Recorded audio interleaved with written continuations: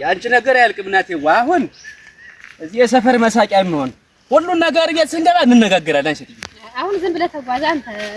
ጎረቤቱን አርቃ አሁን ደግሞ በመንደር ጀምር።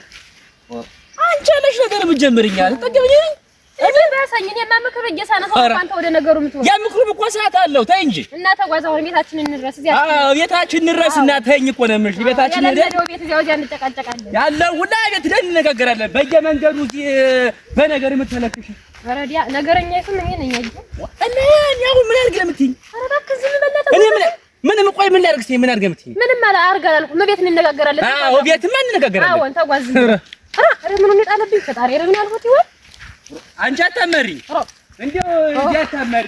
ችግር ታለ ችግርሽን ተናግረሽ ዘው በሚፈታ ይፈታሻል። እቺ